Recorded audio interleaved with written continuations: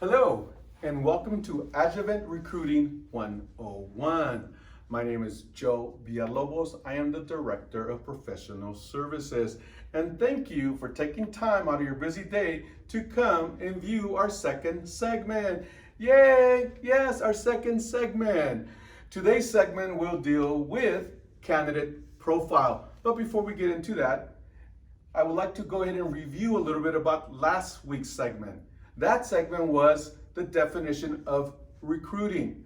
Now, you should know the definition if you watch the segment. And what is it? Wait for it. That's right, sales. If your answer is sales, then we were successful last week. If it's not, and you don't want to be a salesperson, don't be a recruiter. What do you mean? A good recruiter is always a great salesperson. A good salesperson is a good recruiter. Recruiter equals sales, sales equals recruiter. Plain and simple. There's no middle ground. Okay? So you need to understand you're a salesperson. With these segments, we're going to go ahead and sharpen your recruiting skills or your sales skills. Both mean the same. We're going to sharpen them so this way you build some good habits. Today's segment is going to deal with candidate profiling.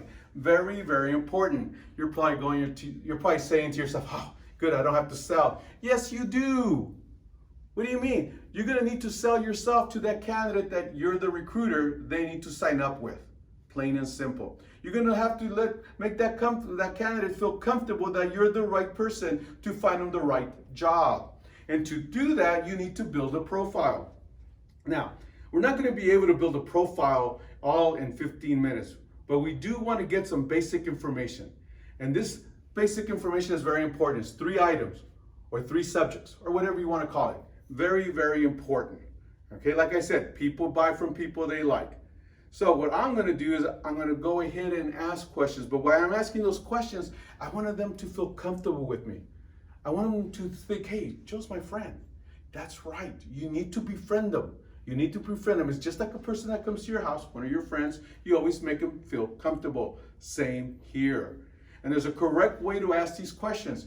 You just can't pick up the phone and say, "Hi, I'm a recruiter. I got a job. When can you start?" What is that? You need to be pleasant. You need to make them feel comfortable. Let's say I'm looking for a C# developer. Okay, simple. So I go to a website that gives you resumes. There's plenty of them out there. I'm not going to give no one advertisement. But if you need help locating the right candidate for your company, if you need help, call Adjuvant. We could help you find the right candidate, but 2, if you want, we could also train you to find the right candidate. So it's like killing 2 birds with 1 stone, okay? We're a professional placement company and we could help you find the right candidate and we could teach you to find the right candidate for the future. So I went ahead and went to my website. I typed in C# developer San Antonio. Good stuff, right? Boom, gives me 10, 15, whatever number of resumes. I like starting at the top and work my way down. So I go ahead and identify the first resume, Bill Smith. What I like to do then is print it. Okay, so this way I could review the resume, see what information is there. So this way I could go ahead and tailor my questions to the resume. What do you mean tailor? For example, does he have a job? Well, if his last experience or his first experience says from 2010 to present, that means most likely he has a job. Okay, if it would have mentioned January 2010 to March 2020, well, now he's probably between jobs or maybe has a new job. So that's why I review the resume. Once I review the resume, I dial the phone number. As soon as someone picks up, they pick up, I say, "Hi, is this Bill Smith?" Now, I usually wait for a response. Let's say he says yes. "Hi, Bill. My name is Joe Villalobos. I am with Adjuvant Consulting, the Director of Professional Services. I found your resume online." Now, by doing that, I introduce myself. I tell him who am I, who I'm working for, and also let him know where I found his resume. That's important. Because you're going to be asking some critical questions, some very, very personal questions of this individual. So he needs to know, how did you get his information? And that's where, by repeating that, and letting him know where you found it, he's going to feel comfortable. He's going to say, hey, this guy's probably calling me about a job, which is good. He's not some salesperson trying to sell me solar panels or warranties for car repair or whatever. This deals with my profession, with my career. After I tell him, he says, yes, that's him, I ask him, can we talk? Again, I'm trying to make him feel comfortable. I want him to be in a comfortable place, because if he's at work and he's in a cubicle, he's not going to want to talk about his experience, because everyone's going to know. So you want to make sure he's comfortable to talk to you. We're going to make it easy today. We're going to say, yes, I could talk.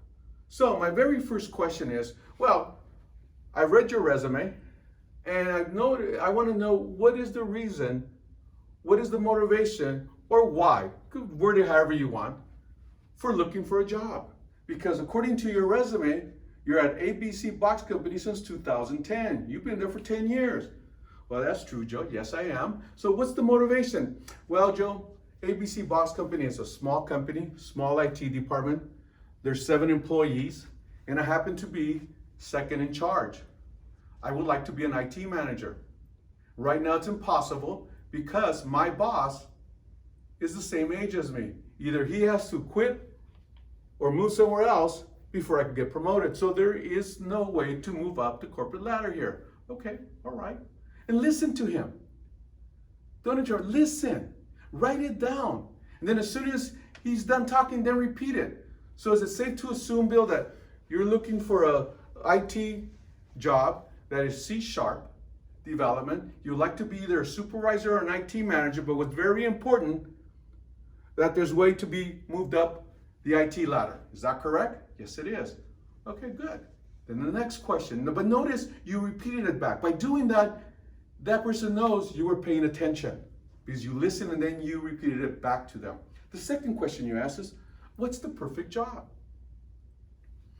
Well, if I could get with a company with a good IT history, good benefits, okay, with a larger IT department where I could move up their management ladder, and here in San Antonio, that would be ideal. So you repeat that back to them.